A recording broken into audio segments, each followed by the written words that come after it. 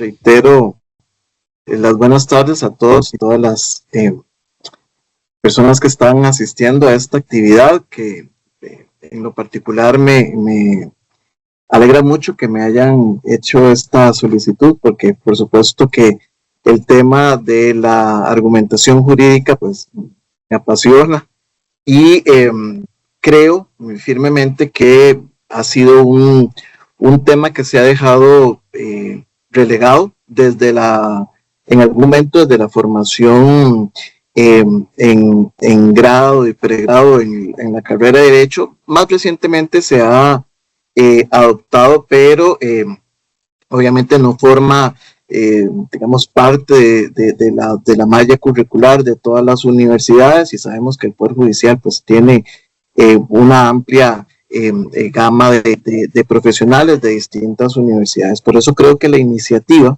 que ha tenido la Escuela Judicial y en particular la magistrada Patricia Vargas con relación a la posibilidad de capacitación en esta materia es importante. Nosotros, y a manera de introducción, les comento la idea de esta charla es hablar un poco de la argumentación, hablar de qué entendemos por argumentar, que, vamos a ver, pareciera que en nuestra cotidianidad, no solo en nuestro uso social, sino también en nuestra labor como operadores del derecho en general, jueces, fiscales, defensores, jueces de otras materias, siempre están, digamos, ligados a nuestra actividad diaria, el ejercicio de argumentar. Siempre hay que dimensionar el contexto en el que se hace, el público al que se dirige, es decir, hacia quién queremos convencer de una determinada posición, pero en particular debe de tomarse en consideración el ejercicio argumentativo a la hora de la toma de decisiones. Y sobre esto es lo que también trataré de hacer algunas aproximaciones en el tema de la fundamentación de la sentencia, pero más que fundamentación, en lo que se considera desde el punto de vista argumentativo que debemos entender por motivación. Me gustaría, creo que podría ser para otra oportunidad, hablar de ya aspectos propios de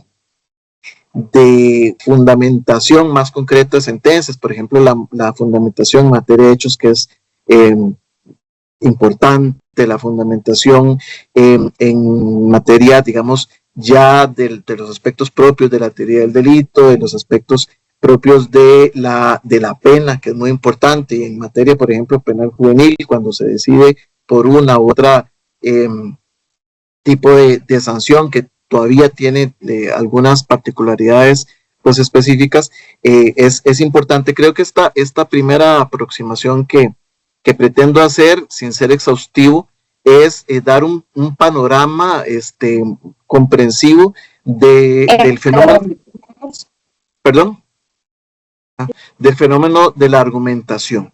Y por ahí quiero entrar. Voy para irnos guiando y que ustedes pues puedan ir viendo ciertos conceptos por ahí que yo voy a ir tomando. Voy a compartirles una presentación que va a ser mi guía para ir exponiendo los temas de interés. Me avisan si tienen algún problema para ver. Como les indicaba hace unos instantes, el fenómeno de la argumentación está en nuestras actividades diarias, cotidianas, tanto laborales como sociales, y es un fenómeno en el que, a pesar de que siempre hemos estado, digamos, presentes, obviamente cada ámbito de nuestra vida requiere una particularidad respecto de cómo vamos a argumentar, qué vamos a entender por argumentar. Y entonces, este fenómeno del que estamos hablando y que nos ocupa hoy, como les decía, ocurre en distintos contextos: social, jurídico, educativo, religioso, etc. Por supuesto que nos vamos a concentrar en la argumentación desde el campo del derecho, Y acá, en lo particular, la argumentación puede verse como una técnica. ¿Qué quiere decir esto? Bueno, como un instrumento para el tratamiento, el abordaje de ciertos problemas o conflictos sociales. ¿Y por qué hago énfasis en esta circunstancia? Porque precisamente la labor del campo del derecho y particularmente la labor judicial está encaminada a abordar y resolver problemas. Y muchos de ellos, por supuesto, provienen de la conflictividad, digamos, que se dan en el desarrollo de las relaciones sociales. Entonces, hay que tomar en cuenta también que cada una de las instancias jurídicas que se dan en el quehacer del derecho, entiéndase a nivel legislativo, a nivel judicial, en todas ellas se producen decisiones. Y esas decisiones, la idea es que tienen que estar argumentadas en razones, ¿verdad? Y por supuesto, no está de más decir que muchas decisiones, no solo por la trascendencia, ya sea para una persona en particular o para un grupo, van a depender de su eficacia en mayor o menor medida en las razones que se den para la toma de esa decisión. Por ello es que, por ejemplo, a nivel legislativo, para decirlo de alguna manera, podría tomarse la decisión de adoptar una ley. Pero si esa ley no tiene, digamos, las suficientes razones para regular, por ejemplo, una determinada restricción, podría precisamente terminar en una inaplicabilidad, en no por ello no cumplirse los fines para los cuales está previsto, o bien incluso atentar contra derechos constitucionales. Por ello es que, como repito, en cada una de estas distintas instancias deberá de analizarse y, por supuesto, no solo las decisiones, sino también cómo se llegan a tomar ellas a través de este ejercicio. Por ello, les decía que en el campo del derecho, la argumentación es vista como un instrumento para abordar cierto tipo de problemas que se presentan. Bien. Permítanme un segundo.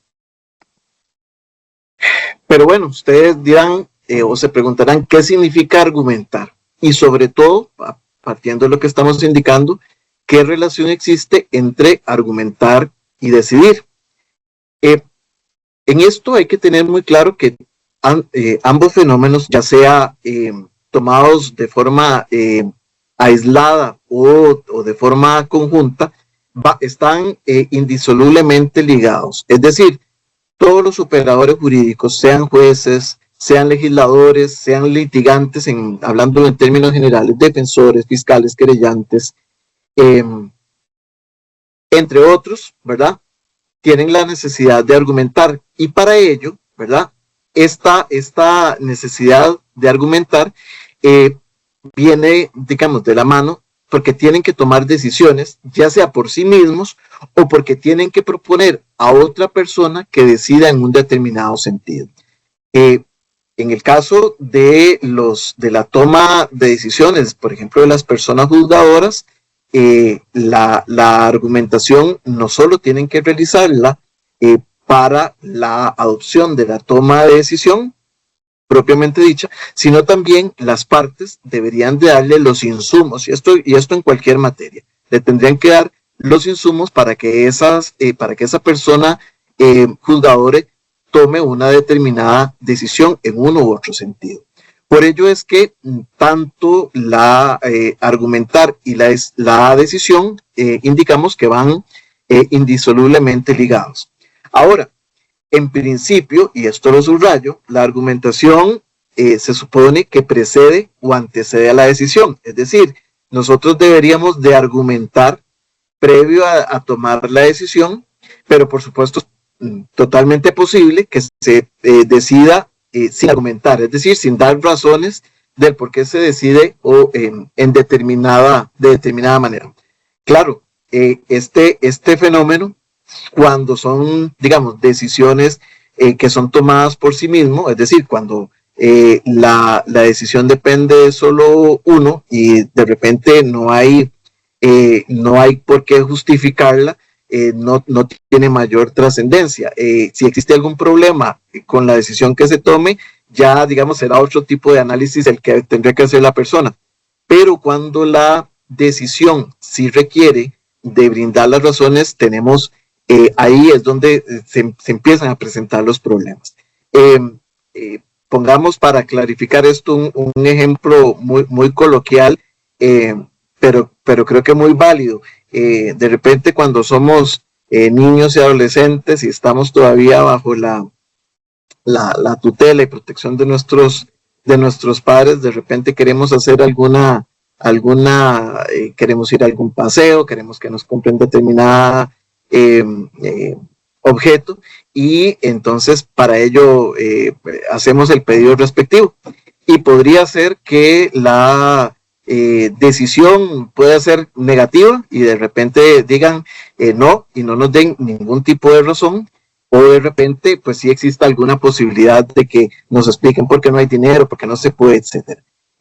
Dependiendo por supuesto del contexto, habrá, insisto, la necesidad de que nos puedan dar mayor justificación o no, pero esto que les estoy indicando es para digamos, visualizar el tema de que muchas veces las decisiones se toman sin dar ningún tipo de razones, y por supuesto las consecuencias de ello va a depender precisamente de la naturaleza de lo que se esté decidiendo. Ahora, ¿qué es lo que hace que surja una argumentación? Estamos hablando sobre todo en especial énfasis en el campo del derecho. Bueno, lo que hace que surjan son problemas, ¿verdad? Son cuestiones que pueden tener una naturaleza práctica, pueden tener una naturaleza teórica, pueden ser de carácter abstracto, pueden ser de carácter concreto, real, hipotético, pueden ser problemas verdaderos, pueden ser falsos problemas, pero sin duda alguna, para argumentar, siempre se va a dar en un contexto de resolución de problemas. Cuando como personas juzgadoras se someten, por ejemplo, en el campo del derecho penal, una hipótesis delictiva y una contrahipótesis o un ejercicio digamos, de defensa, ya sea material o técnica, donde nos proponen una versión alternativa a esa hipótesis delictiva, no es ni nada más ni nada menos, que estar ante una dicotomía que tiene que ver con una decisión que se tiene que tomar de cara a ese problema. Esa hipótesis que se nos está planteando es real o verdadera, esa hipótesis tiene prueba o no tiene prueba, esa hipótesis permite, a pesar de que pudiésemos determinar la existencia del hecho, atribuirlo a una determinada persona o personas, etcétera. Pero esto también, y lo digo en forma general, no solo es aplicable en el campo del derecho penal, también por supuesto es aplicable a otras ramas del derecho, en la cual la persona juzgadora se ve ante la necesidad de analizar, y para ello tendrá que partir de los insumos que den las partes y además hacer su propio ejercicio argumentativo para plasmar en su decisión estos aspectos que haya tomado en consideración. Sin dejar de lado, por supuesto, esta visión de que la idea del ejercicio argumentativo es la solución de esos problemas. Detengámonos un poco en los elementos que configuran el concepto de argumentación. Como ya vimos, argumentar siempre es una acción relativa a un lenguaje. ¿Por qué? Bueno, porque el uso del lenguaje es el mecanismo que utilizamos para dar las razones, ya sea de manera verbal o cuando las ponemos en una sentencia o en un documento. Recordemos, repito, que el ejercicio argumentativo no solo lo realiza la persona juzgadora, sino también aquellos usuarios que quieren convencer o que quieren solicitar que se resuelva de una determinada forma u otra. Otro aspecto que forma parte del concepto de argumentación es que la argumentación presupone siempre una cuestión que, como les decía, puede ser de índole variada, y esta y la respuesta que se le dé a ese problema o cuestión debe basarse en razones que sean apropiadas al tipo de problema de que se trate, porque nada hacemos con dar, digamos, razones que no tengan, digamos, relación concreta o que no tengan o no estén encaminadas a resolver ese tipo de problemas. Muchas veces, y hago un paréntesis, muchas veces las quejas que se hacen cuando las partes recurren a una decisión jurisdiccional a todo nivel, diría yo, es que lo que se les está resolviendo no es lo que pidieron, o que lo que están o lo que se resolvió no se dieron razones concretas sobre los puntos que se plantearon por la parte. Y bueno, muchas veces eso tiene que ver, los puntos planteados por la parte, con la visión o la solución que creen que tiene que tener el caso sometido a conocimiento de la autoridad jurisdiccional.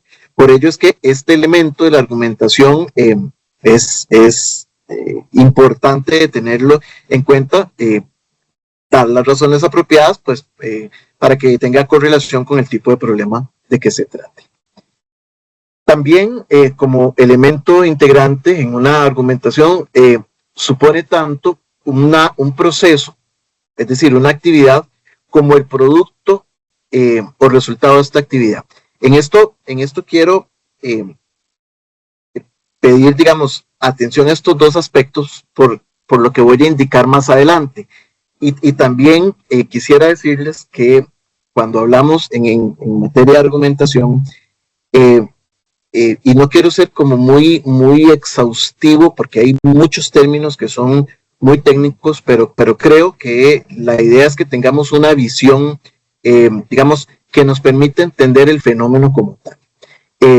Y esto, entender que la argumentación no solo es el proceso, porque vamos a ver que para argumentar se siguen ciertos pasos o deben de seguirse ciertos pasos, también eso como actividad es uno de los, digamos, de las dimensiones de la argumentación, pero también se ve como el resultado, es decir, al final de cuentas, cuál fue el producto que se logró obtener de esa actividad argumentativa.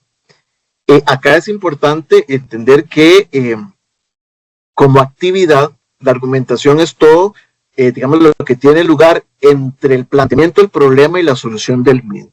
Vamos a ver, y me voy a adelantar aquí un poco para que se entienda esta parte, cuando decimos que es todo lo que tiene lugar entre el planteamiento del problema y la solución del mismo, tiene que ver con la forma en que realizamos el proceso de argumentación, cómo construimos las premisas, es decir, la premisa fáctica, la premisa jurídica, cómo hacemos el paso de esas premisas para llegar a la decisión. Eso es cuando lo entendemos como actividad.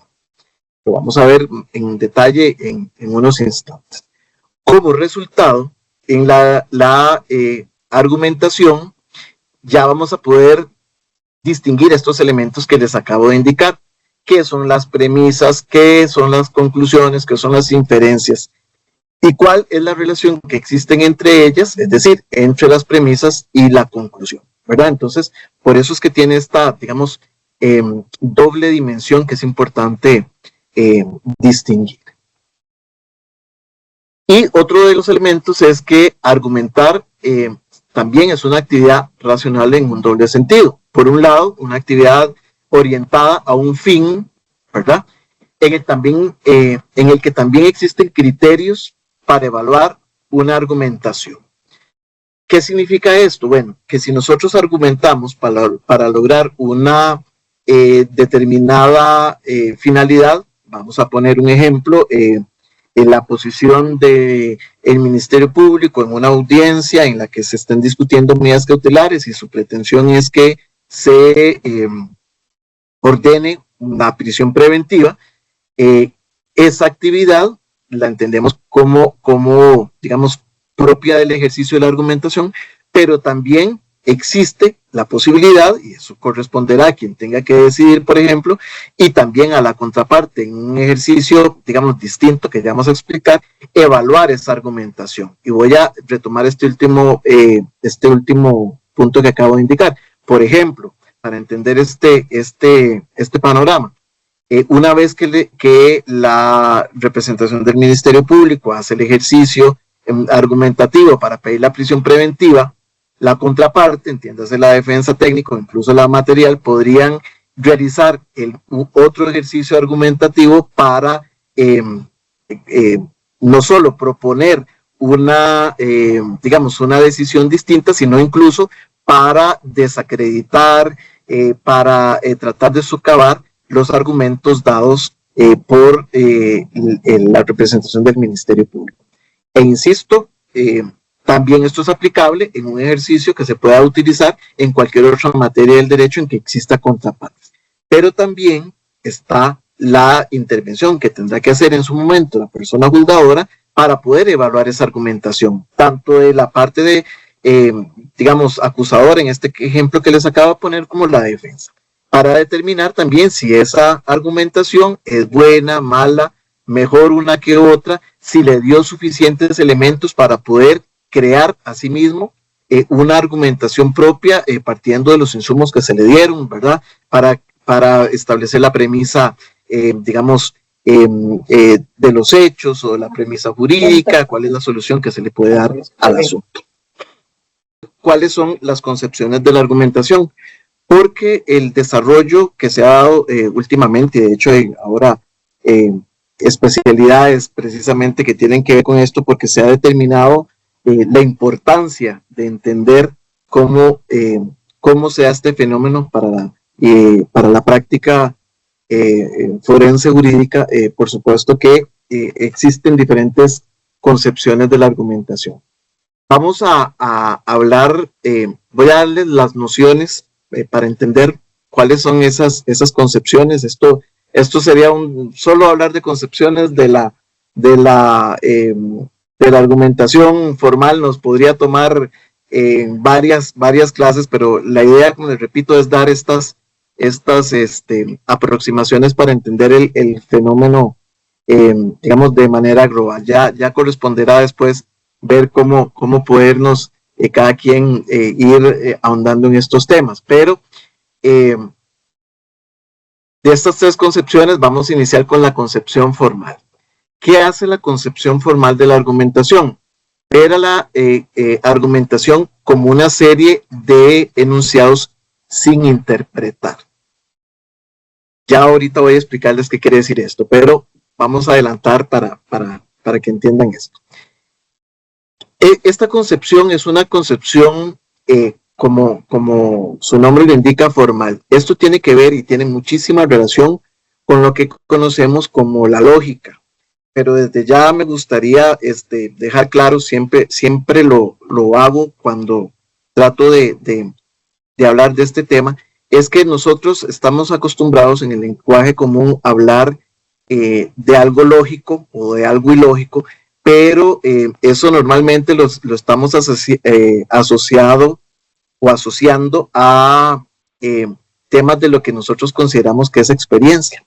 Y muchas veces la experiencia común hace que consideremos que algo es lógico, pero eso no es igual o no debe entenderse siempre como lógica desde el punto de vista de la lógica formal, es decir, de la lógica argumentativa. Por ello, cuando se presentan recursos de apelación, de revocatoria, incluso de casación, etcétera, es muy usual que las partes hagan uso precisamente de alegar vicios en cuanto a la lógica.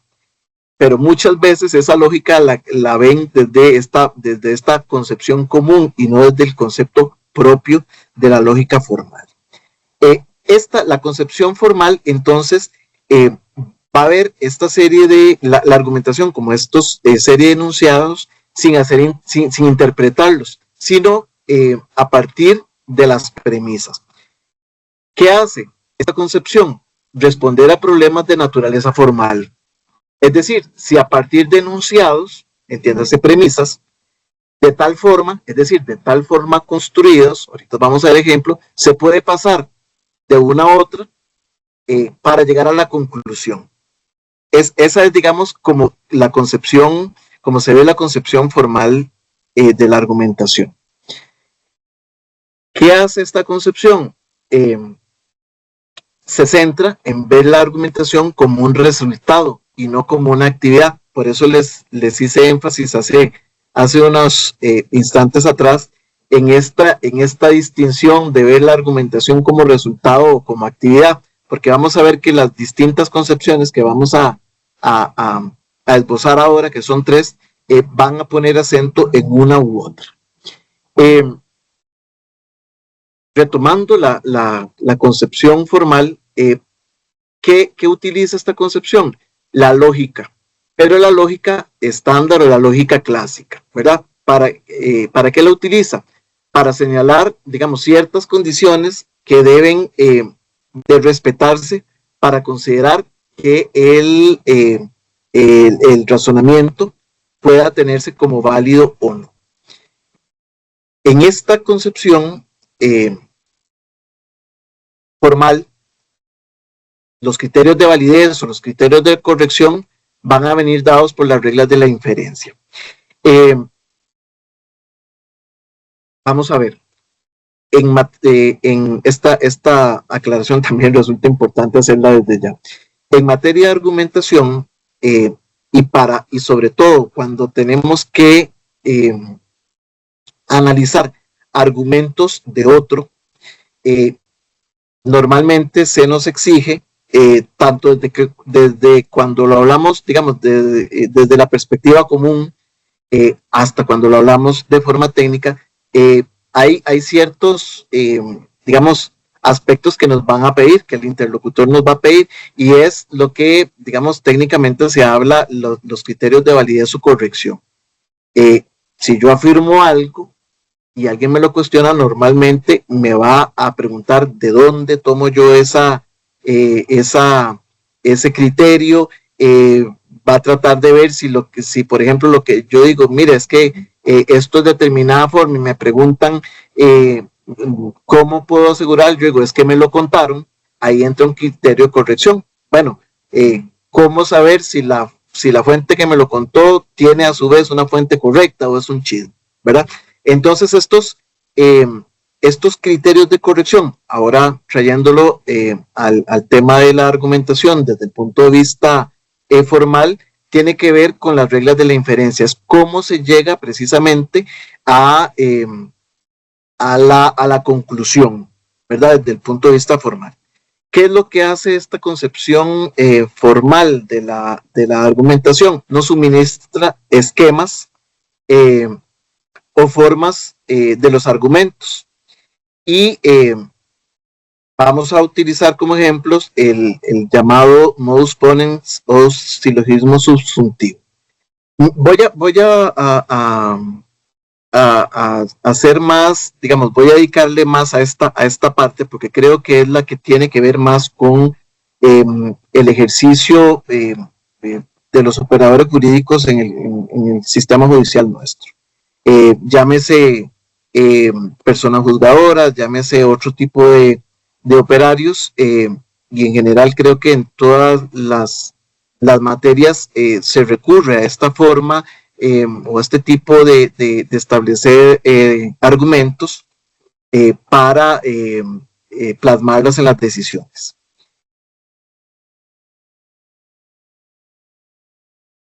Y aquí, por favor, no se asusten con, habrá gente que tiene mayor, ¿cómo se llama? Contacto con esto, o no sé, del auditorio, que sé que es muy variado, han tenido contacto con esto, pero con estos términos que vamos a hablar. Sin embargo, quisiera hacer digamos, la indicación que si bien es cierto, la lógica y la lógica formal es una materia complicada, muchas veces nosotros incurrimos en ella sin siquiera darnos cuenta que estamos, porque ya por costumbre, estamos utilizándola ya incluso por costumbre de cómo se ha abordado el trabajo a nivel del Poder Judicial.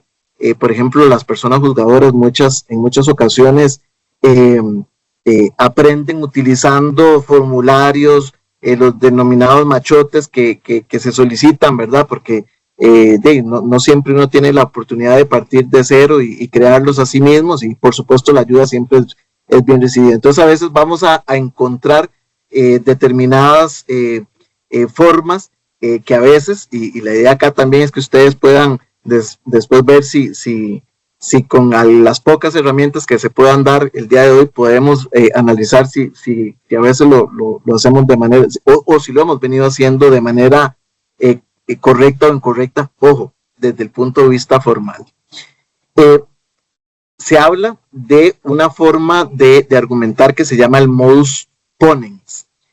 ¿Qué significa esto? Bueno, el modus ponens parte de una afirmación condicional. Si P, entonces Q. Digamos, esta es una forma. ¿Cómo funciona esta forma de argumento? Bueno, si P, entonces Q, se afirma P. Si se afirma P, entonces se puede concluir Q. Veámoslo con este ejemplo. Si llueve, entonces la calle está mojada. Se hace la afirmación, está lloviendo. Se llega a la conclusión, la calle está mojada.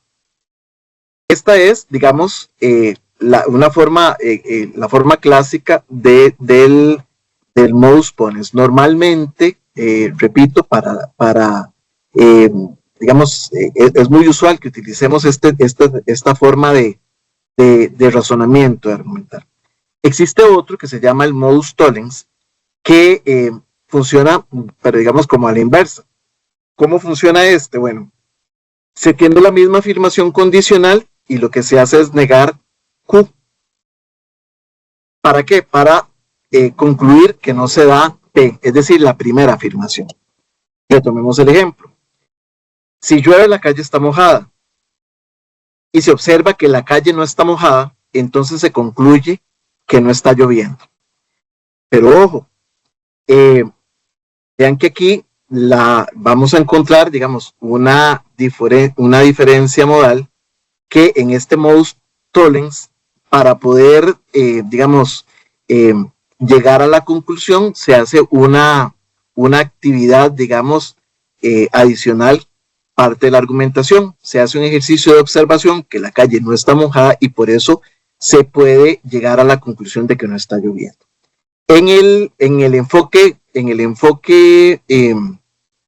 formal de la argumentación que estamos viendo, voy a retroceder un momento para retomarlo, vemos que se centra en la forma de argumentos del modus ponens o del silogismo subsuntivo, que ahorita vamos a definirlo. Y vemos que el modo formal lo que le interesa es ver que esta construcción de la que estamos hablando, si P, entonces Q, si se afirma P, entonces se puede concluir Q, sea, digamos, esté correctamente formulada. Aquí nos están interpretando esas premisas, sino que está viendo que se está, digamos, formalmente bien construido el argumento y que partiendo de ello el criterio de corrección viene dado de que se haya seguido precisamente, digamos, eso, esas reglas, digamos. Veamos el silogismo subsuntivo. Este es un tipo de razonamiento lógico que en el ámbito del derecho es, digamos, básicamente el que siempre utilizamos. ¿Para qué se usa? Bueno, para aplicar una norma general a un caso específico, ¿verdad? Permitiendo así llegar a una conclusión jurídica. El silogismo subsuntivo se compone de tres partes fundamentales: una premisa mayor, una premisa menor y una conclusión. Esto tiene que ver, retomando, vamos a utilizar el ejemplo anterior del modus ponens, premisa mayor, si llueve, entonces la calle está mojada. Premisa menor, está lloviendo. Conclusión, la calle está mojada.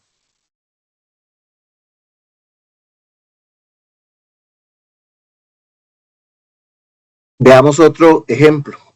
Premisa mayor, la norma general que establece una regla o un principio jurídico.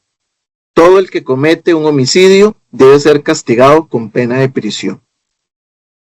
Premisa menor, un hecho específico que se ajusta a la norma general. Juan ha cometido un homicidio. Conclusión, aplicación de la norma al caso concreto, y que por supuesto se deriva de las dos premisas anteriores. Juan debe ser castigado con pena de prisión. Ojo, este argumento, esta forma de llegar a la conclusión formalmente es válida. ¿Por qué indico que formalmente es válida? Porque primero está construida a través, digamos, de la forma que está, digamos, prevista en esta forma, valga la redundancia, de argumentación. La construcción de una premisa mayor donde se establece una norma general, una premisa menor donde ya se establece el hecho específico, ¿verdad? Que estamos verificando, o que debemos verificar más bien, si se ajusta a lo que establece la premisa mayor, y después llegamos a la conclusión y hacemos, digamos, ese paso que vamos a ver más adelante. Entonces, formalmente, repito, este argumento pues cumple con la formalidad que, digamos, permitiría tenerlo como válido. Tema distinto o aspecto distinto es si nosotros empezamos a contemplar variantes, ya sea a la premisa mayor o a la premisa menor, porque esto nos podría generar una conclusión distinta. Adelanto también lo que vamos a decir más adelante, pero en materia, por ejemplo, del método o de métodos en los cuales se utiliza, por ejemplo, la deducción, para que la conclusión sea correcta o verdadera, las premisas tienen que serlo también. Pero podrían existir variables que, a pesar de tener una forma correcta de hacerse el argumento, no necesariamente la conclusión sea correcta. Y ahí entra el tema de las falacias, que lo vamos a hablar al final. Pero ahorita retomemos, para no desviarme de lo que estamos viendo en este momento, con el silogismo subsuntivo, como les repito, estos tres elementos siempre tienen que analizarse: la premisa mayor, la premisa menor y la conclusión. Como les indicaba, el silogismo subsuntivo se utiliza para resolver casos legales de manera deductiva, ¿verdad? Pues, por supuesto, como les acabo de indicar, si las premisas son verdaderas, la conclusión también y necesariamente debe ser verdadera. Por supuesto, para llegar a esa conclusión, no solo, y que esa conclusión sea verdadera, la construcción de las premisas pues deben de estar, digamos, sustentadas en elementos que permitan, por supuesto, determinar que son válidas, ¿verdad? Ahora, ¿cuál es el problema? El problema se presenta cuando, desde el punto de vista formal, parece correcto el razonamiento, pero existe algún problema con las premisas. Esto podríamos ejemplificarlo, digamos, de dos maneras. Uno, que, vamos a ver, voluntariamente una de las premisas no tenga información correcta, con la idea de, digamos, generar confusión o inducir error, por supuesto, a la otra persona, o bien que las premisas no hayan tomado en consideración otros elementos. Pongamos un ejemplo de esto último y retomemos, perdónenme un momentito, con este ejemplo que estábamos utilizando de del silogismo subsuntivo con esto. ¿Qué pasa si retomamos este ejemplo donde dice: todo el que comete un homicidio debe ser castigado con pena de prisión? Y tomamos otra premisa en la cual, digamos, dice: Juan ha cometido un homicidio. Suprimamos que Juan, digamos, cometió un homicidio y ponemos que únicamente que Juan disparó a Pedro y lo mató. Si lo dejamos hasta ahí, podríamos llegar a la conclusión que en la aplicación de la norma, Juan tendría que ser castigado con una pena de prisión. Pero ¿qué pasa si Juan, por ejemplo, actuó en legítima defensa? Que sería un elemento adicional, es decir, otra premisa que podemos incluir y que podría variar la conclusión, ¿verdad? Entonces, la conclusión, si incluimos esa premisa de que si bien Juan mató a B, Juan lo hizo a través de el permiso que le da la legítima defensa al haber sido objeto de una agresión ilegítima por parte de Juan, entonces el resultado o la conclusión no tendría que ser que Juan es castigado con pena de prisión, sino una conclusión distinta, ¿verdad? Entonces, nótese que, por supuesto, el tema del silogismo subsuntivo, la utilización del método deductivo y la conclusión, y por supuesto de la validez del resultado, va a depender del contenido de las premisas y si estas son verdaderas o no, es decir, si tienen una base que permita determinar esa circunstancia de validez. Bien, ahorita vamos a retomar más adelante, pero volvamos al tema del argumento. Como ya vimos, consta de tres elementos, premisas, que ya vimos que según el silogismo subsuntivo, mayor, menor, tenemos también la conclusión. Pero, además de esto, el argumento tiene un elemento adicional, que es la inferencia. ¿Qué es la inferencia? Es la relación que existe entre los otros dos elementos. Veámoslo desde otra arista. Retomando el tema del modus ponens, para entender este tema de la regla inferencial, ¿qué es lo que hacemos? Partir de un enunciado condicional y de afirmación de un antecedente que se puede derivar después la afirmación de un consecuente. Lo que vimos anteriormente, nada más que de forma más técnica. Si P, entonces Q. P, ¿qué sería? El antecedente. En el ejemplo anterior que vimos, que tiene que ver con la lluvia, con la carretera. Devolvámonos un momentito. Aquí lo tenemos, ¿verdad? Si llueve, entonces la calle está mojada. Está lloviendo, la calle está mojada.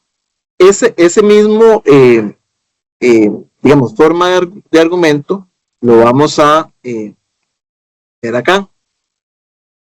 Así es como se representan aquí a la izquierda abajo, digamos, desde la lógica formal el argumento.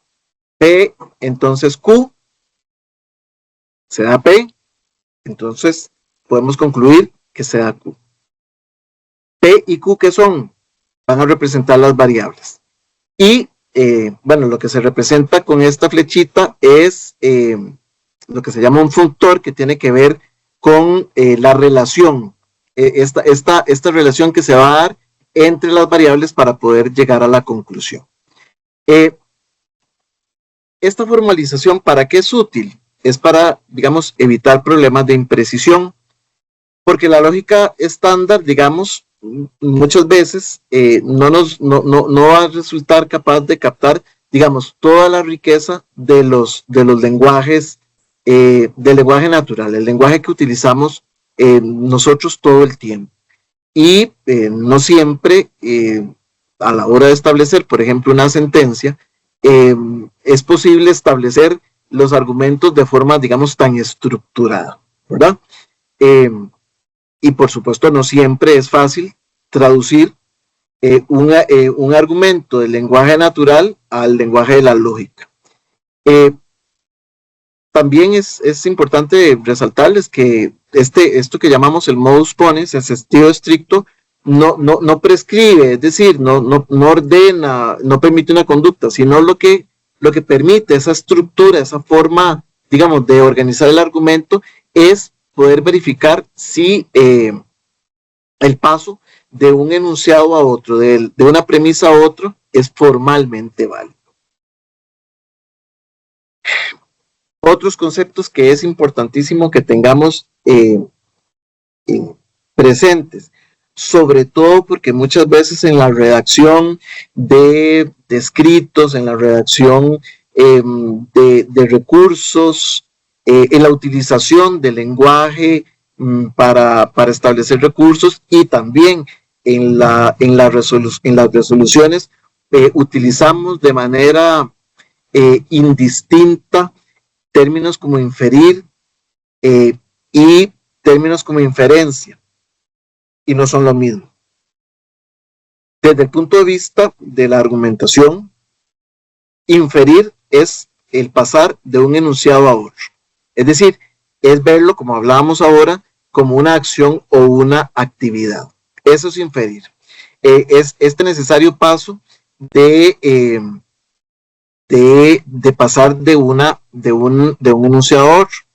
Devolvámonos nuevamente al ejemplo. Cuando nosotros hacemos este paso de analizar con este ejemplo la premisa mayor de que todo el que comete un homicidio debe ser castigado con una pena de prisión y luego analizamos la premisa fáctica, que en este caso la premisa menor, que X cometió un homicidio, entonces estamos haciendo ese ejercicio, esa actividad. ¿Okay? Eso es inferir. ¿Cuál es la inferencia? La inferencia es el resultado de esa actividad. Es cuando una vez que hicimos ese paso de una premisa a otra, llegamos a la conclusión, ¿verdad? Entonces, ese resultado es la inferencia que sacamos de ese ejercicio argumentativo. La relación de inferencia viene dada de, digamos, de las premisas con la conclusión, ¿verdad? Entonces, la lógica formal, repito, se ocupa de esta relación, digamos, abstracta de las inferencias. Ok, veamos tipos de inferencias. Este tema también, digamos, voy a hablarlo en términos, y me disculpo porque creo que también es un tema de tiempo, voy a hablarlo en aspectos generales, pero es tal vez uno de los aspectos que en mi criterio hay todo un desarrollo que deberíamos de cada vez verlo más, analizarlo más, tenerlo presentes, porque muchas veces, y creo que en el colegio en algún momento nos habrán hablado del método inductivo, del método deductivo, que son los que clásicamente nos han enseñado. Sin embargo, la riqueza, digamos, de la argumentación, tanto en deducciones como en inducciones, da para horas de análisis, ¿verdad? Porque acá también entra en juego el tema de los razonamientos que no tienen una, digamos, construcción lógica adecuada y que tienen que ver con la falacia. Es que, insisto, es todo un tema. Pero me gustaría que nos fuésemos familiarizando con los aspectos que tienen que ver con las deducciones, con las inducciones, repito, como aspectos generales, y también con un concepto con la cual no hay tanta familiaridad, que es con el tema de las abducciones, que es lo que la teoría de la argumentación jurídica más reciente, más moderna, estima que es digamos, un método o más adecuado en el campo del derecho para valorar argumentos. Las deducciones, digamos, en términos generales, el paso de las premisas a la conclusión es un paso necesario, o sea, es un tipo de necesidad, y siempre en las deducciones, para que sea válida la conclusión, las premisas tienen que ser necesariamente verdaderas, ¿verdad? En las deducciones, digamos, no podría darse que las premisas sean verdaderas y la conclusión sea falsa. Esta es un método, digamos, el método deductivo es un método de lógica formal y repito, la necesidad de que las conclusiones, que las premisas tengan contenido verdadero es lo que va a permitir que la conclusión sea verdadera. Si las premisas no lo son, desde el punto de vista formal, la conclusión tampoco podría ser verdadera. Este tipo de razonamiento tiene que ver, como ya lo vemos, con el silogismo subsuntivo. En las inducciones sí podría darse que las premisas fueran verdaderas, pero no la conclusión. ¿Con qué trabaja las inducciones? Bueno, recordemos que se nos hablaban para distinguir unas de otras, del paso de lo general a lo particular o viceversa. Eso era, digamos, una forma muy básica de ver o de distinguir a las deducciones y las inducciones. En realidad, el ejercicio, digamos, que hay que hacer va un poco más allá de eso, ¿verdad? Con las inducciones es probable, ya sea en mayor o menor mayor o menor medida, que si los enunciados, digamos, fácticos son verdaderos o las normas sean las correctas, digamos, para el caso concreto, entonces también lo sea la conclusión. Pero aquí partimos de una cuestión más de probabilidad. ¿Por qué? Bueno, porque normalmente se va construyendo el argumento a través de premisas, digamos, que normalmente son un poco, digamos, más limitadas, ¿verdad? Por ello, en una inducción no necesariamente es un argumento que, les decía yo, va de lo particular a lo general. Pueden incluirse varias premisas que pueden llevar a un resultado, digamos, que no necesariamente sea de la misma forma que funciona con las deducciones. Es decir, que sea necesariamente verdadero. No. Las inducciones, digamos, tienen digamos, una característica de esa probabilidad y por supuesto va a depender de que sean los enunciados verdaderos o no. ¿Cuál sería la forma del argumento inductivo? Aquí se los pongo para ejemplificación, nada más no nos vamos a detener demasiado en este tipo de circunstancias, pero sería si P y Q y R, entonces probablemente S. ¿Qué son P, Q y R? Circunstancias modales, circunstancias, digamos, que tienen que ver con las premisas que si se dieran, por eso SI es condicional, si se diera P, si se diera Q y si se diera S, entonces es probable que se dé, si se diera P, Q y R, entonces es probable que se dé S. Para que S sea verdadero, P, Q y R tienen que serlo también. Pero podría ser, por el método que se utiliza, que alguna de las variables no lo sean, entonces la probabilidad de que S sea verdadera va a ser menor. Por ejemplo,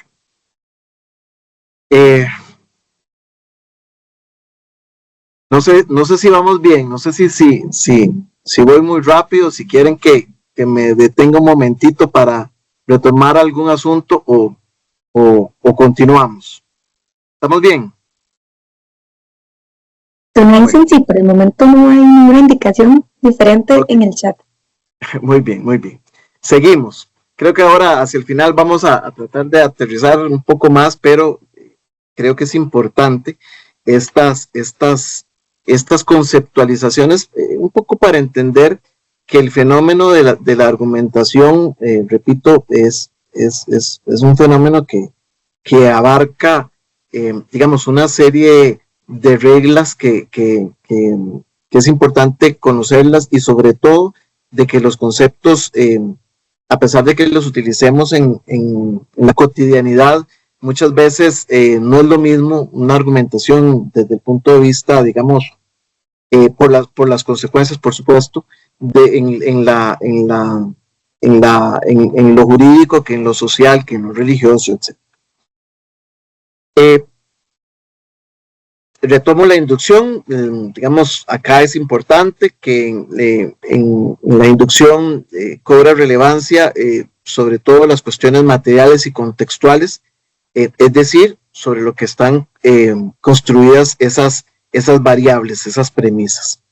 Y también otra de las características es que el paso de las premisas a la conclusión es probable y no necesario, como ya he indicado reiteradamente. Hay otro fenómeno que, como les decía hace unos instantes, ha tomado fuerza en la teoría de la argumentación, que tiene que ver con las abducciones. Un autor de apellido Peirce habla de abducciones o de argumentos abductivos y que se diferencian de los dos anteriores, es decir, de las deducciones y de las inducciones, porque con las abducciones surge una nueva idea. El argumento abductivo es en realidad una inducción, pero que se caracteriza porque cumple una función heurística. ¿Qué quiere decir esto? Que se utiliza para conjeturar, ¿verdad? Para establecer una conjetura. Y por lo tanto va a tener un carácter rebatible, derrotable, revisable. La abducción tiene que ver más, digamos, con la argumentación, con la actividad de argumentar, que con el argumento visto como un resultado. Lástima que no tengo, porque tomaba tiempo, pero el típico ejemplo de quien realizaba abducciones, y creo que es la mejor ejemplificación, es leyendo las obras de Sir Arthur Conan Doyle con relación a Sherlock Holmes. No sé si recuerdan la forma en que Sherlock Holmes va resolviendo los casos es precisamente a través de la utilización de abducción. ¿Qué hace Sherlock Holmes? Hace observaciones, va observando detalles que van presentándose en relación al caso, empieza a ver hechos, empieza a cuestionar esos hechos, empieza a establecer hipótesis de lo que pudo haber sucedido, y conforme se va desarrollando la investigación va o afirmándolas o descartándolas. Esa es la característica, digamos, ejemplificativa de la abducción, que, como repito, digamos, es una actividad. Se ve la abducción más desde el punto de vista de cómo se realiza esa actividad para llegar a un resultado. Como les decía antes, estos temas de inducción, abducción e inducción son todo un tema. Existen formas como construir desde el punto de vista formal los argumentos, tanto inductivos como deductivos, y también abductivos, cómo se formulan las premisas, pero eso en realidad pues tomaría mucho tiempo de entrar a establecerlo, porque son aspectos, repito, muy propios de la lógica formal, que escapan ahorita a la idea, digamos, que en términos generales estamos tratando de transmitir. Ya vimos la concepción formal de la argumentación, nos faltan todavía dos concepciones más. Pasemos a la concepción material. ¿Qué busca la concepción material de la argumentación? En esta, lo esencial ya no es la forma de los enunciados, sino aquello que hace los mismos que sean verdaderos o correctos. Por ejemplo, los hechos naturales o institucionales a que se refieren esos enunciados. Hechos naturales, por ejemplo, con lo que estábamos viendo anteriormente, que A mató a B. Hechos institucionales, que actuó en legítima defensa, que no tenía causa de justificación, etc. Acá lo que se busca desde la concepción material ya no es si la construcción del argumento estuvo, digamos, centrándose con relación a los enunciados, sino si ellos tienen, digamos, una suficiente razón de corrección o si son verdaderos. Entonces el centro de atención no se va a poner en la inferencia, sino en las premisas, es decir, las razones para que creamos en algo o las razones para realizar algo o las razones para tener la intención de realizar una determinada acción. Y por supuesto también la atención la va a centrar en la conclusión. ¿Por qué? Bueno, claro está que si lo que se busca es ver en esta concepción material que las razones dadas en las premisas es para verificar precisamente que exista determinada corrección. Y por ello, por supuesto, determinándose que exista esa corrección, podríamos afirmar con mayor, digamos, grado de fuerza que la conclusión responde no solo a las premisas y por lo tanto si ellas son correctas, la conclusión también tendría que ser, ¿verdad? Aquí los criterios de corrección entonces no podrían ser meramente formales, sino ya tendrían que ver algo más, digamos, de carácter sustantivo, que como repito, tiene que ver con las razones que se tengan para la creación de las premisas. Y la otra concepción que tenemos es la concepción pragmática. La concepción pragmática, ¿qué es lo que hace? Bueno, lo que hace es contemplar la argumentación como un tipo de actividad lingüística, es decir, como una serie de actos de lenguaje, pero actos de lenguaje entendidos como un acto de lenguaje complejo. ¿Qué características podemos determinar en esta concepción pragmática? Bueno, que lo que va a desencadenar la argumentación son problemas relativos a lograr la persuasión de un auditorio o interactuar con otros u otros para llegar a algún acuerdo respecto a cualquier problema teórico o práctico. Y también acá lo que importa es la argumentación vista como actividad, como una interacción. Me detengo un poco acá. La concepción pragmática no solo hace uso, digamos, de ciertas estructuras, sino que busca esta persuasión, y como lo dice acá, de un auditorio, o ya sea donde hay solo digamos, un orador y un auditorio el que recibe el mensaje, o también cuando se da la interacción con otro u otros en búsqueda de lograr acuerdos. Esta concepción adquiere especial relevancia, yo diría que en el campo legislativo y también en el campo judicial, porque por supuesto los operadores jurídicos, digamos desde el punto de vista de esta concepción pragmática, tendrían que realizar un ejercicio argumentativo para lograr la persuasión digamos, de una determinada postura, ya sea, por ejemplo, los defensores, los fiscales, los actores, los demandados, para tratar de convencer a la persona o persuadir a la persona juzgadora de que resuelva en determinado sentido, o una vez que ya la decisión está tomada, para tratar de convencer que esa decisión es la que resultaba correcta solución del caso, ¿verdad? Entonces, desde la concepción pragmática, por eso es vista como esta actividad más que, digamos, más que un tema del resultado como tal, sino cómo se realizó la actividad para dar o dar con esta finalidad perseguida persuadir al auditorio o la persona con la que se interactúa para poder llegar a ese acuerdo perseguido.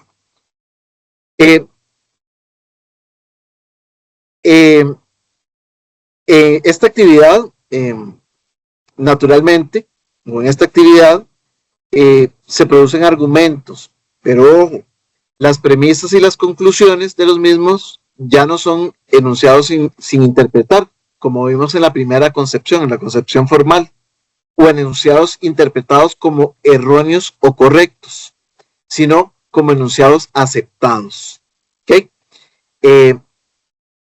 ¿De qué depende el éxito de la argumentación acá? Depende de que efectivamente se obtenga o debiera obtenerse la persuasión o el acuerdo respetándose ciertas reglas. Pero ustedes dirán, bueno, pero es que puede ser que se acepte una tesis que no es la correcta.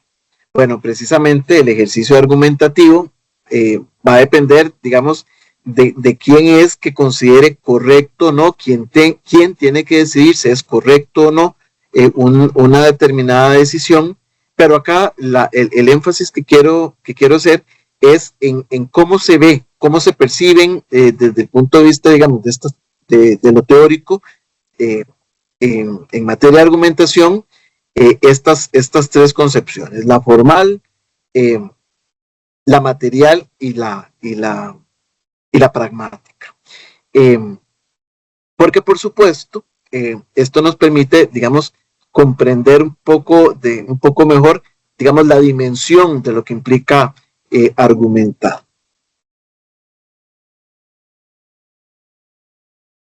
Dentro de esta concepción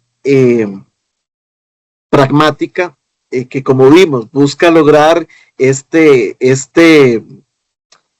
persuasión y se busca a partir de que los enunciados sean aceptados, vamos a ver un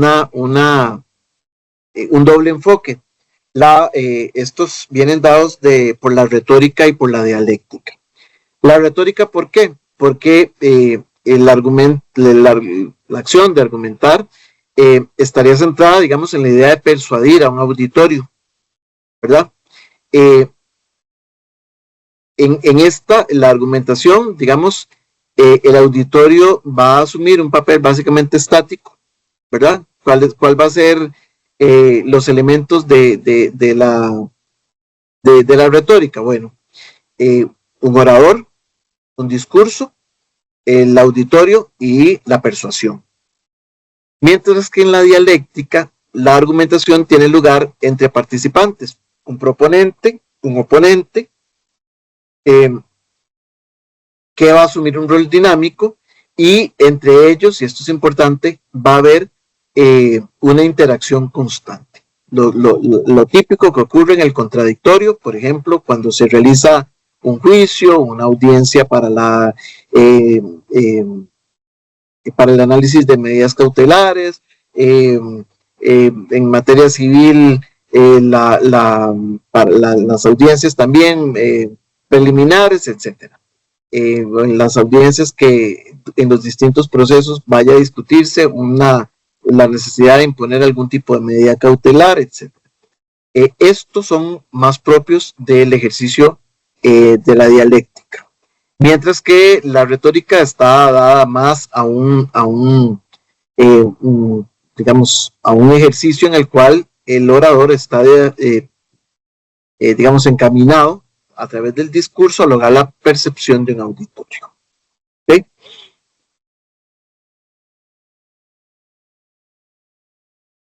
Hablemos de motivación. Ya hasta aquí hemos visto, digamos, en términos bastante generales, diría yo, el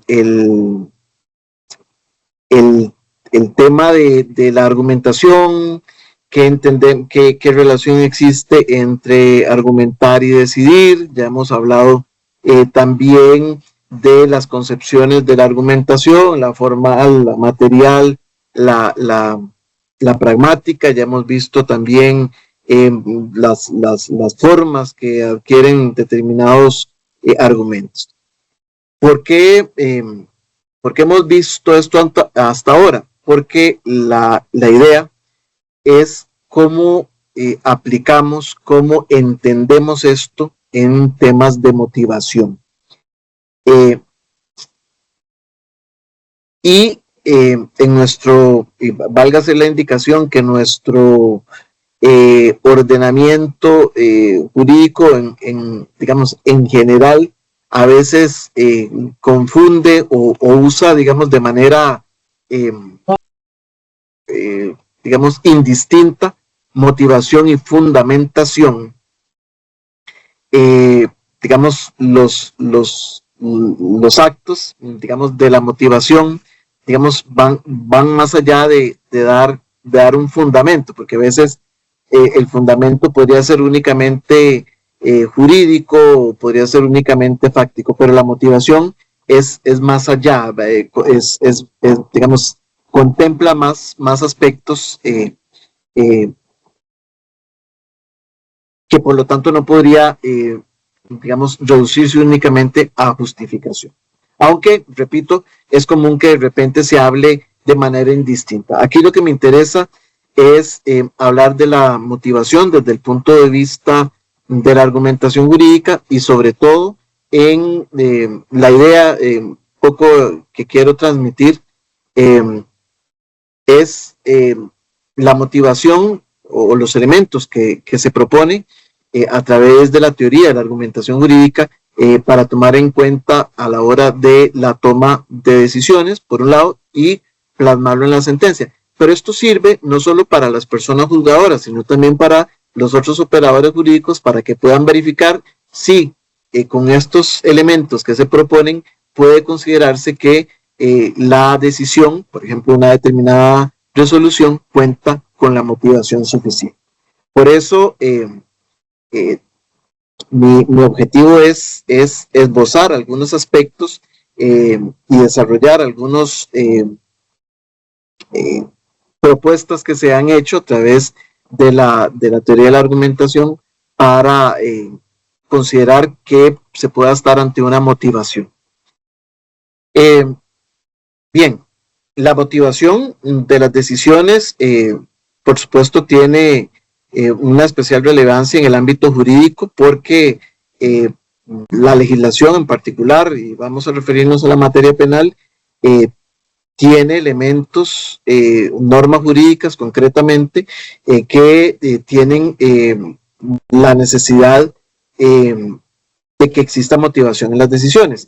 ¿Y por qué hago referencia específica a normas jurídicas? Para hacer la distinción que muchas veces en el trato social, en las relaciones familiares, sociales, que también están regidas por normas muchas veces, y se violan las mismas y tienen distintas consecuencias, por supuesto la motivación o la ausencia de ellas no tiene la misma, digamos, connotación que cuando se trata de las normas jurídicas. Con el ejemplo que les ponía al inicio de esta presentación, de que un padre niegue a una persona menor de edad ir a un determinado lugar sin darle mayor explicación, justificación, motivación, etcétera, no tiene las mismas consecuencias que se ordene una medida cautelar de prisión preventiva, que se ordene un internamiento a una persona menor de edad, que se ordene una sentencia condenatoria o absolutoria sin contar con la debida motivación.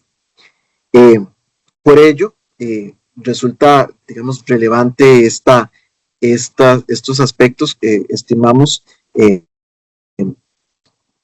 para la hora de el análisis de esa decisión que pueda llegar a nuestro conocimiento desde las distintas aristas, o bien si tenemos que tomar la decisión. Entonces, tal y como lo acabo de indicar, no solo las personas juzgadoras toman decisiones, sino también otros operadores jurídicos. Motivar siempre va a implicar una acción. Esto es muy importante. Esa acción puede ser suficiente o no. Por supuesto, ello va a depender del contexto y de la finalidad perseguida, conforme les acabo de de indicar el contexto siempre va a ser relevante. Por supuesto que en el caso del contexto jurídico y en particular de la toma de una decisión judicial, pues por supuesto esta acción y la acción de motivar concretamente, pues deberá de tener, digamos, criterios de suficiencia para que pueda lograr esa finalidad perseguida. El ideal de la motivación judicial, digamos, se produce cuando se ofrecen buenas razones. Estas dos palabras resumen mucho cuando se pregunta qué es argumentar. Y en términos generales, y siempre se habla en las aproximaciones del fenómeno de la argumentación, tiene que ver mucho con las razones. Y por supuesto, dar buenas razones es lo que permite en mayor o menor medida el éxito de una argumentación. Por supuesto, no solo basta con dar buenas razones, es que también esas razones estén organizadas de forma adecuada para que entonces sea posible la persuasión. Es decir, para que la persona que tiene que tomar la decisión, para la persona que tiene que tomar un determinado curso causal, pues se logre el objetivo de que ello se produzca, ¿verdad? Entonces no basta, repito, con que sean buenas razones, sino también esas razones estén organizadas de una forma adecuada para perseguir, digamos, esa finalidad, que en estos casos que estamos hablando sería la persuasión. La motivación de autos y sentencias, por supuesto, tiene especial relevancia en nuestro quehacer jurídico, pues de la misma va a depender en buena medida la eficacia de la decisión. Por ejemplo, una decisión que se refiere a una medida cautelar, por ejemplo, de prisión preventiva,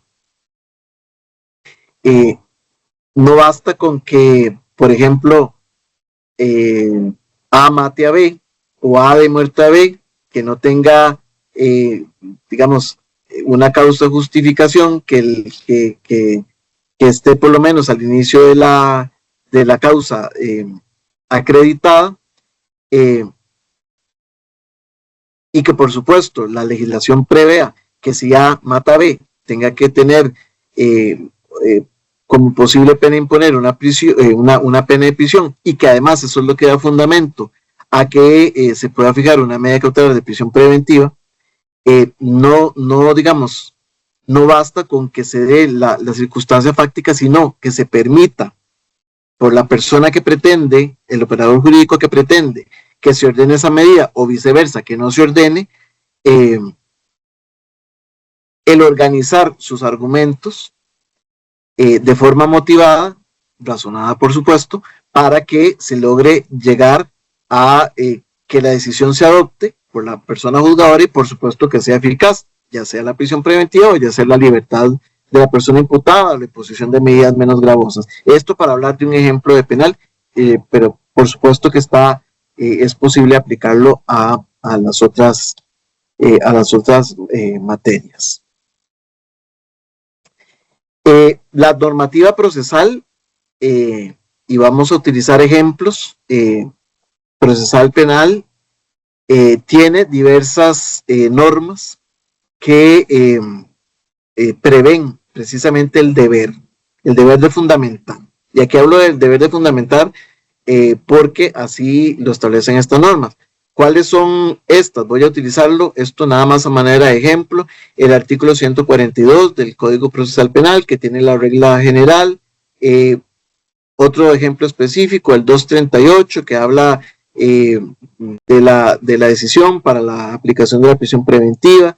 El artículo 312, inciso D, el sobreseimiento definitivo, que habla concretamente el tema de la fundamentación. El artículo 363, inciso B, requisitos de la sentencia, que también habla del deber de motivar, entre otros. Esto en el Código Procesal Penal.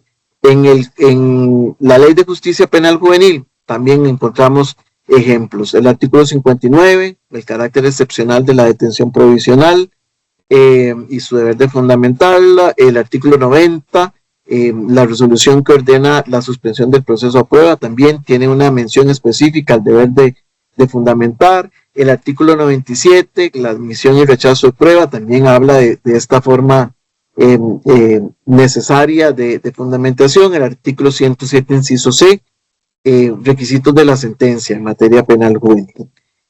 Esto entre otros, y lo hago, repito, a manera de ejemplo. Es decir, reitero, la legislación procesal en materia penal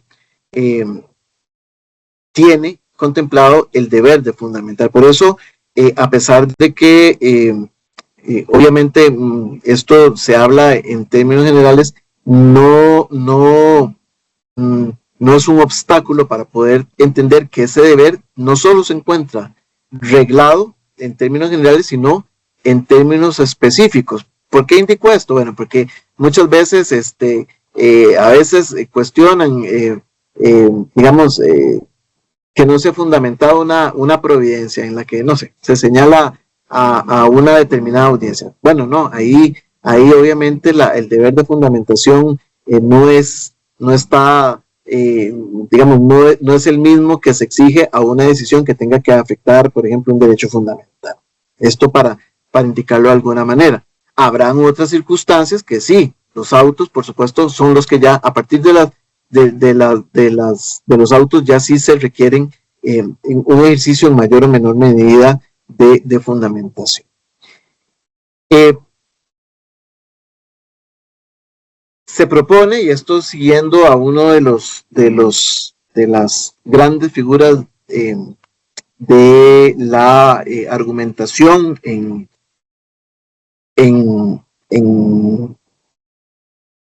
español, en lenguaje castellano, que es Manuel Atienza.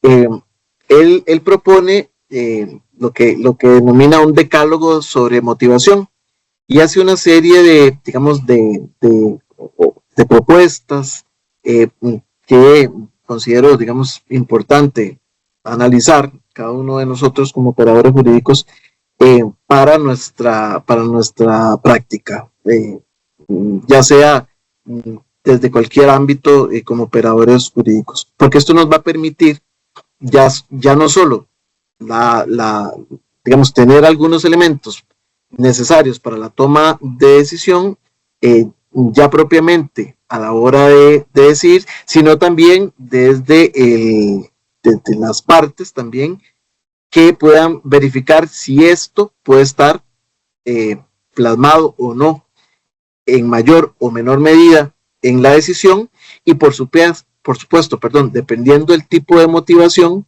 de resolución, si esa motivación contempla requisitos que son necesarios que estén contenidos en la decisión, por ejemplo, en una sentencia o en un auto, o si no. Muy bien, el primero de estos elementos del decálogo que establece el profesor Atienza,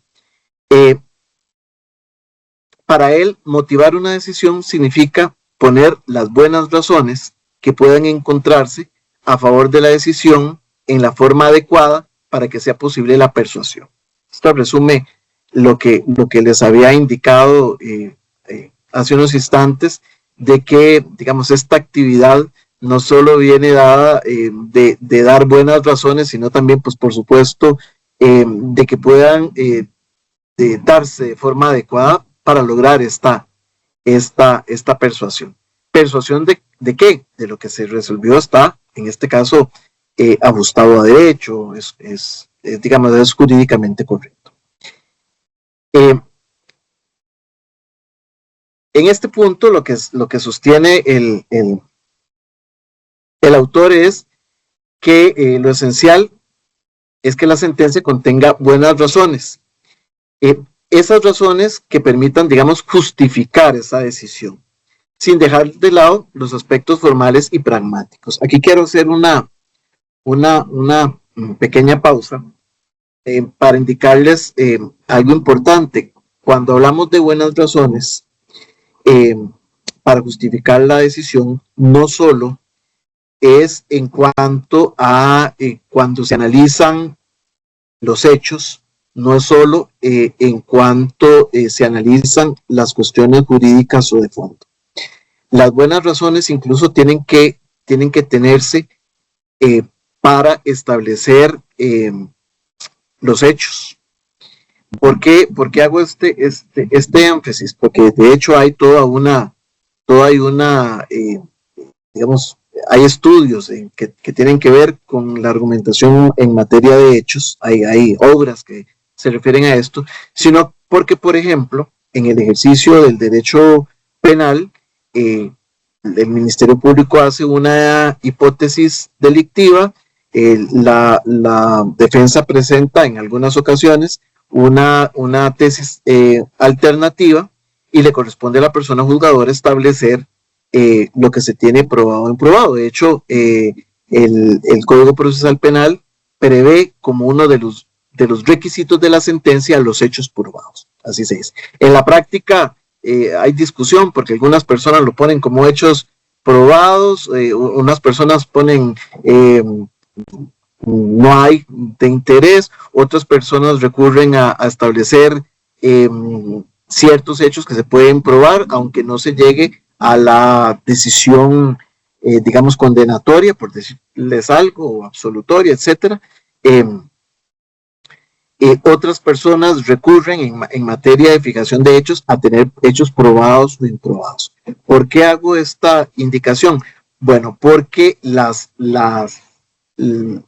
razones que se toman para tener algo por probado o improbado, después tienen que no solo tomarse en cuenta para la decisión como tal, bueno, voy a tener estos hechos y otros, sino también posteriormente a la hora de valorar la prueba y a la hora de determinar, haciendo el análisis intelectivo que corresponde, por qué se tiene esa conclusión.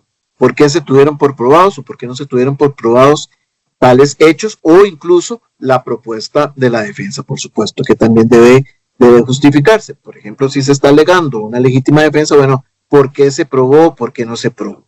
¿Verdad? Entonces, de ahí que la esencialidad de dar las buenas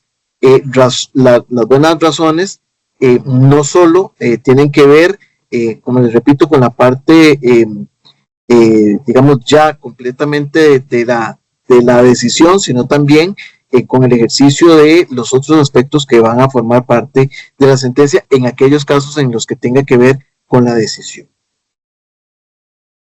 Por supuesto, no puede dejarse de lado aspectos formales, es decir, la forma en que se construyen esos argumentos y por supuesto la parte pragmática. Dentro de este decálogo se establece con parte del fundamento del mismo que el artículo 27 del Código Modelo Iberoamericano de Ética Judicial establece que las motivaciones deben de estar expresadas en un estilo claro, preciso, sin recurrir a tecnicismos innecesarios y con la concisión que sea compatible con la completa comprensión de las razones expuestas. Me vuelvo a detener acá un poco. Esta norma que se establece en este decálogo es en realidad una guía para poder digamos, concretar lo que el autor propone, que claridad, precisión y concisión se trata de elementos fundamentales para lograr la persuasión. Y por supuesto, dentro de la argumentación de quien hace esta propuesta, parte de esto como un sustento. Pero por supuesto, ustedes y yo como operadores jurídicos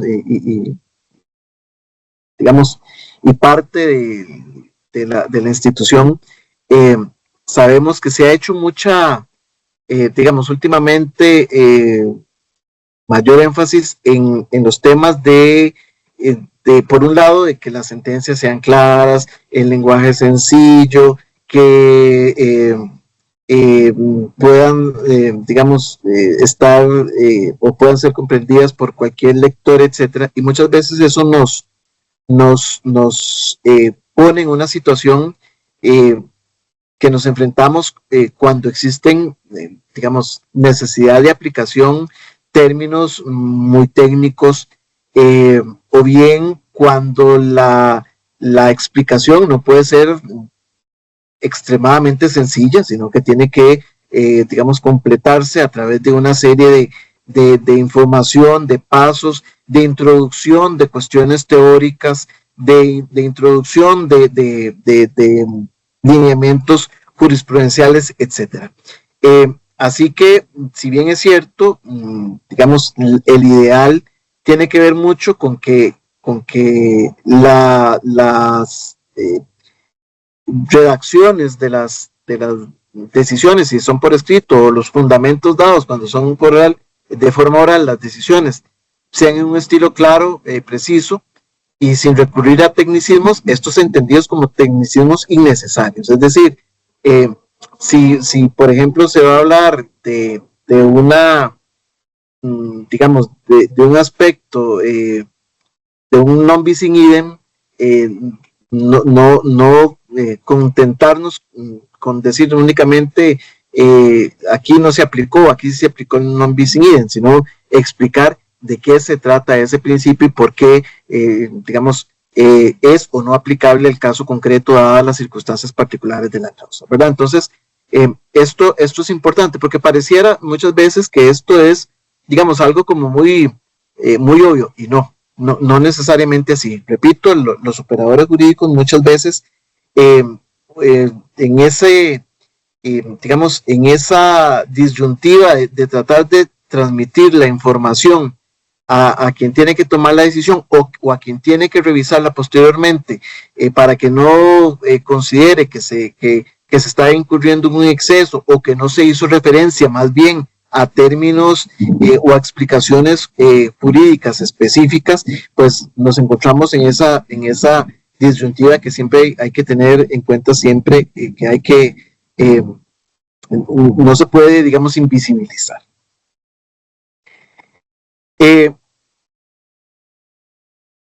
Se dice también en este decálogo que una buena sentencia o un buen proyecto de sentencia debe permitir identificar o comprender con claridad estos aspectos: el caso, los antecedentes, lo que se conoce, digamos, como el relato de hechos brutos e institucionales que lleven a plantearse el problema jurídico.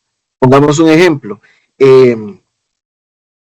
los hechos de la acusación, los hechos que está estableciéndose, digamos, de manera hipotética para solicitar una medida cautelar, la prisión preventiva o medidas menos gravosas.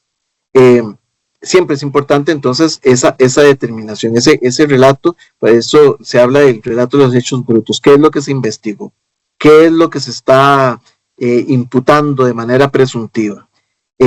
Igual, digamos, los hechos institucionales. ¿A qué se refiere esto? Bueno, con el ejemplo que les ponía hace unos minutos, si se está alegando una determinada, por ejemplo, causa de justificación, ¿qué fue lo que sucedió?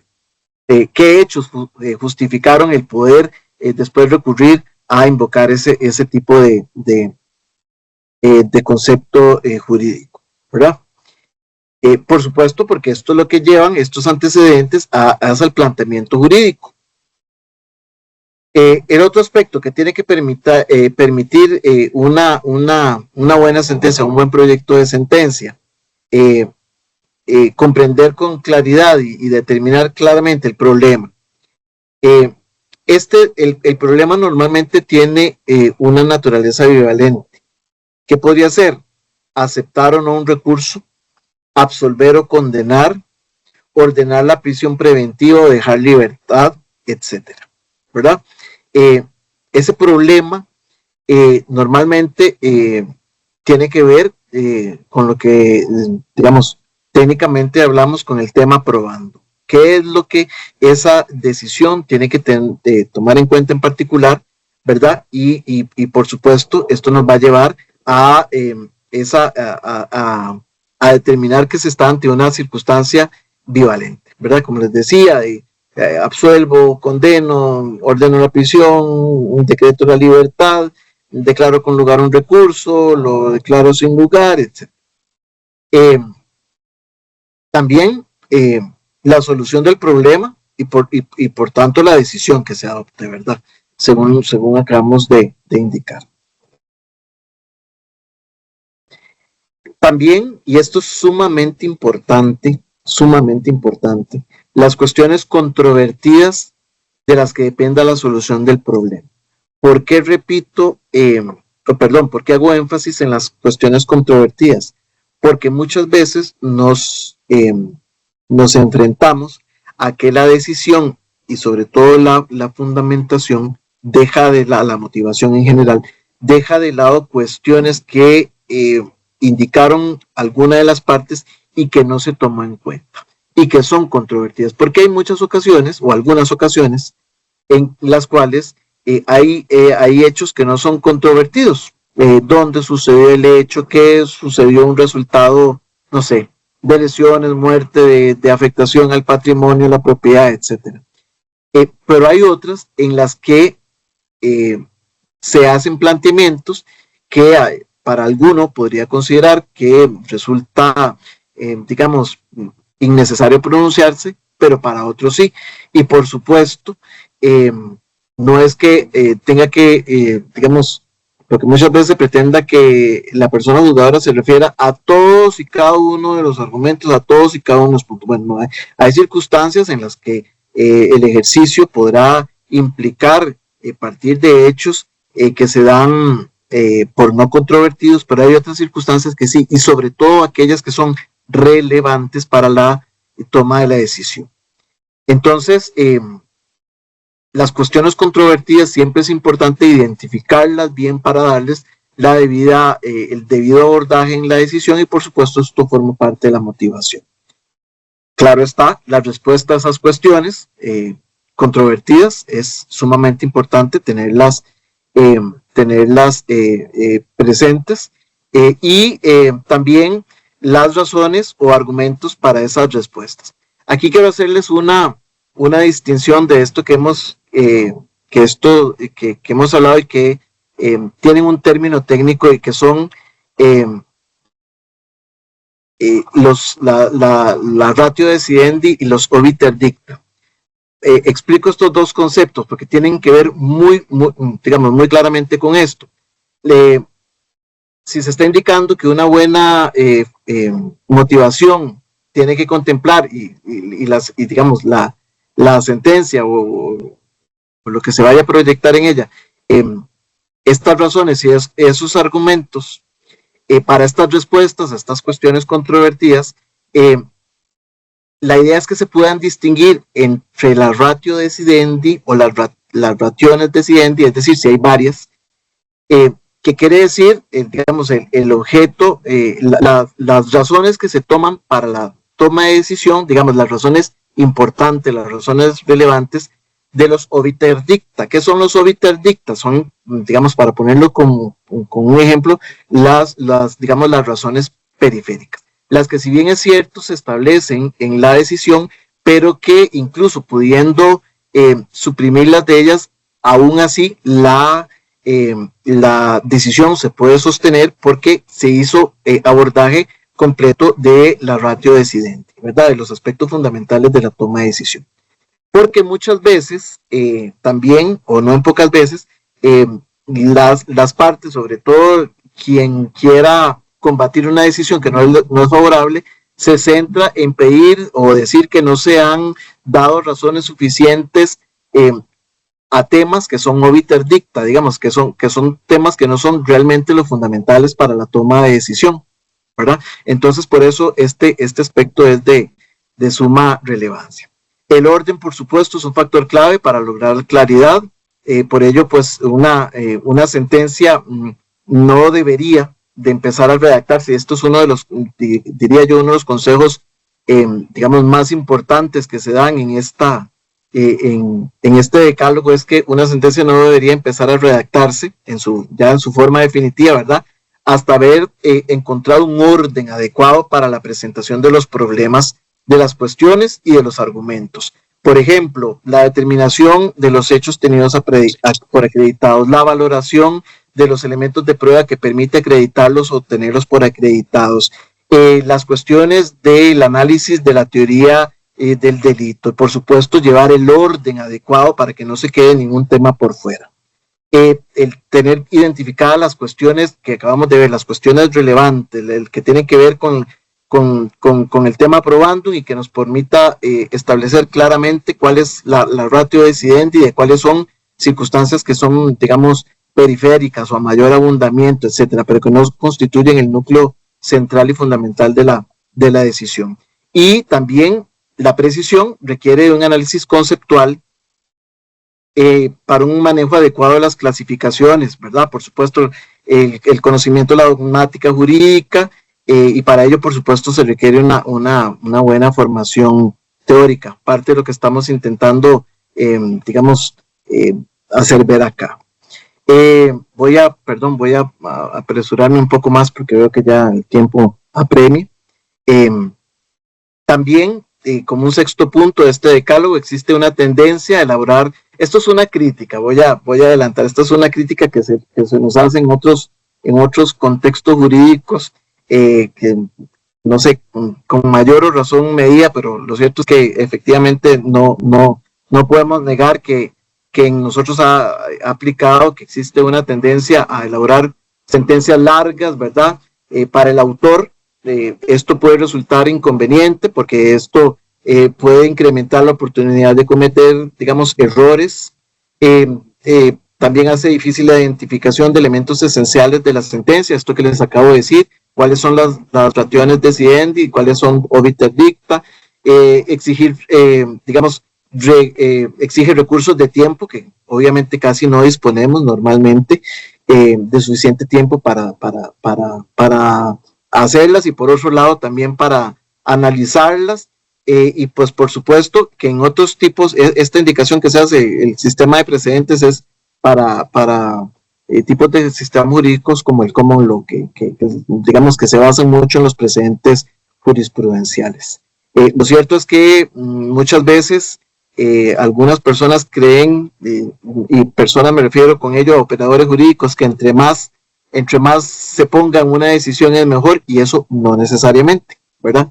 Ese argumento podría ser un argumento falaz, o de repente, sí, dependiendo, valga la redundancia, de si el contenido lo amerita o no lo amerita. El conocimiento de técnicas, por supuesto, y de los esquemas de argumentación más usuales es de gran utilidad para argumentar. Ya hablamos ahora de los esquemas formales, de la inducción, deducción, abducción y cómo se realizan los mismos, que sin duda alguna habría que profundizar más, pero por lo menos hay que entender que existen esas formas de argumentar.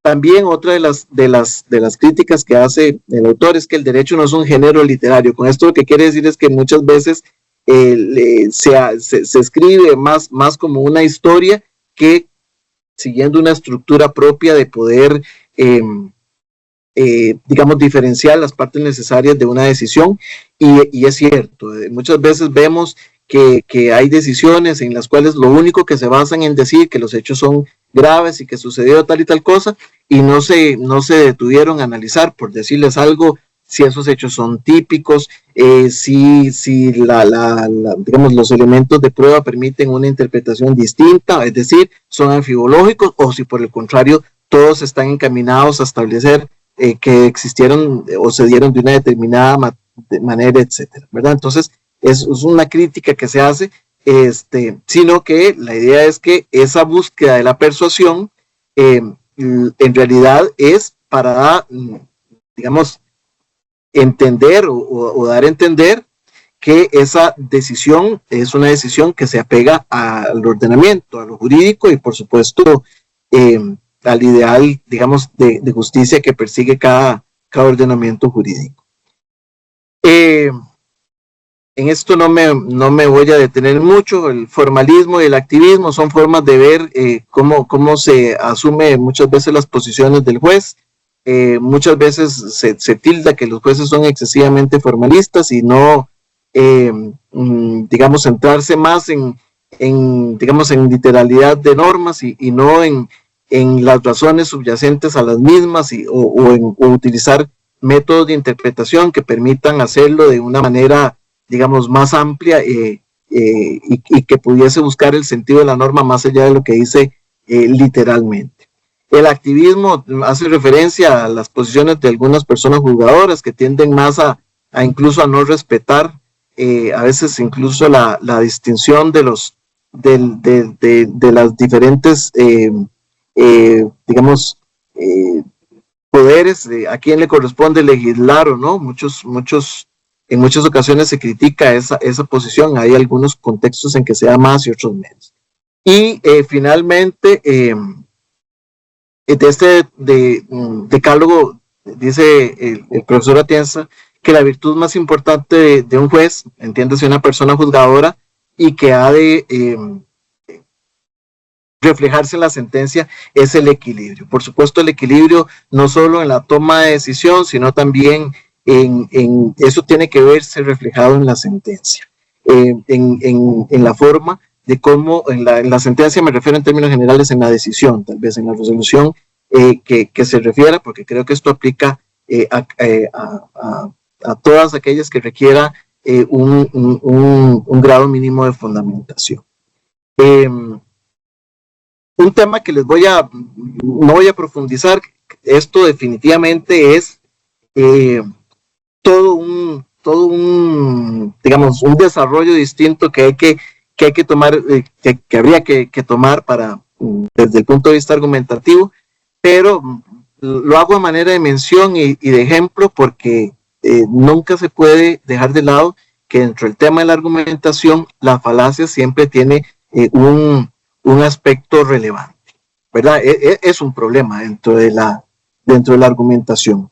Y por falacias entendemos, siguiendo a Hamblin, que son argumentos que son inválidos, pero que parecen ser válidos. Por eso es que muchas veces tenemos, ya sea como personas juzgadoras, o bien como operadores jurídicos, analizar argumentos de otros para ver si precisamente reúnen digamos, presupuestos para tenerlos como válidos, o bien si estamos en presencia de falacias.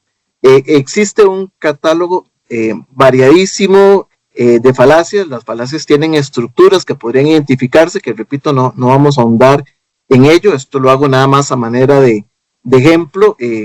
Menciono algunas de ellas: la falacia de la composición. Esto es nada más para ejemplificación, ¿verdad? Lo que es verdad de una parte, por ello es afirmado como verdadero para el conjunto, cuando sabemos que no necesariamente. La falacia de la división, que sería lo contrario, ¿verdad?, a la de la composición. Surge el reemplazo ilícito de un enunciado acerca del todo, enunciado con enunciado de lo de la parte.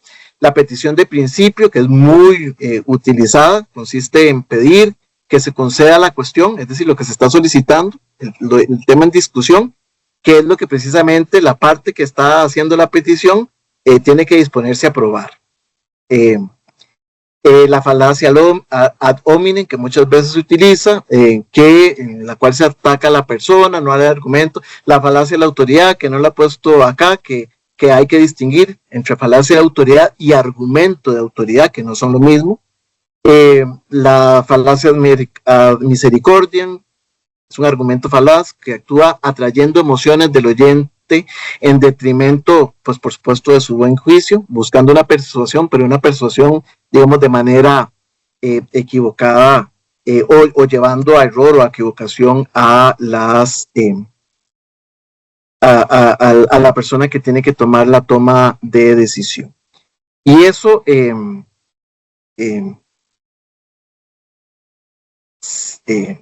señoras y señores, es